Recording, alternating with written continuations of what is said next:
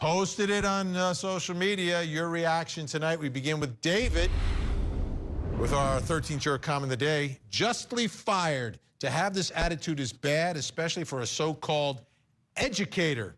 Al Wunsch III. Your thoughts about the TikTok? Okay, so the crucible veered to pedophilia, which in turn led to MAPS, minor attracted persons.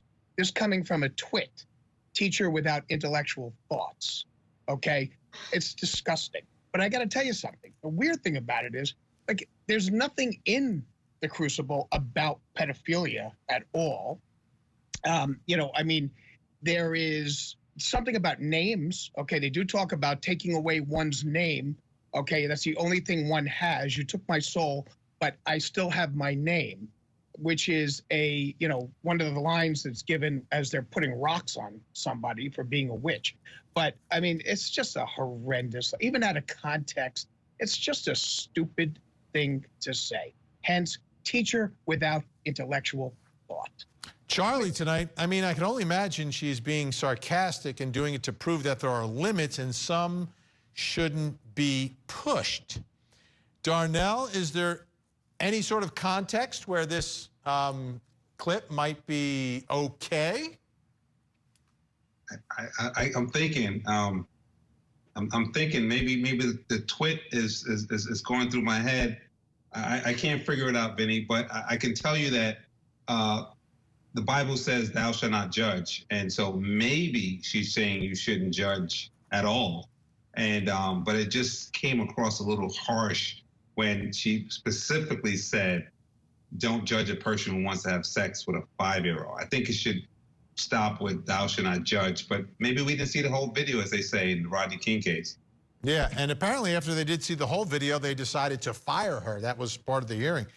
We haven't seen it all. Judy tonight, she deserved what she got. They're trying to make pedophiles into just something normal. It's not. It's a sickness. Jennifer Brandt, the other thing that I don't even understand about it is, like, that's what you call someone.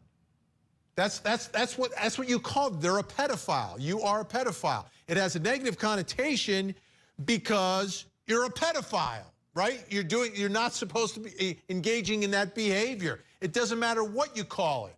Like, if you start calling it MAPS in another 20 years, and they're going to say, well, don't call someone MAPS because that has a negative connotation. I mean, there's no way to not have a negative connotation about someone who wants to not have sex with a 5-year-old, because you can't have sex with a 5-year-old, who wants to sexually assault a 5-year-old. Remember, consent is part of sex always. No 5-year-old can consent to it. So I don't even know why the teacher was using those terms. Sorry, Jennifer, your turn.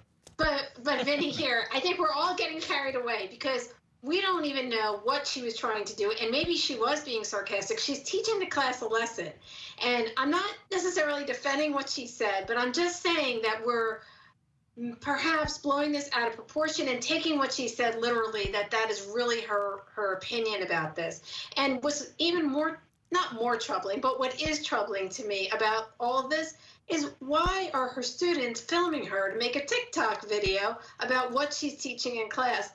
And perhaps they should not be doing that, and perhaps they should be disciplined for doing that, because how can teachers teach and try to make a point, and maybe her point was not what we all think it was, you know, if she has to be under the microscope, literally, or under a camera with her kids filming her. Well, there's another lesson. There's another lesson. What you say can and will be used against you. Al Wunsch, Darnell, Crosland, Jennifer Brandt, always a pleasure. We'll see you again really, really soon. When we come back, folks, we've got more work to do. We have a missing child. I have a photo to show you. Don't go away.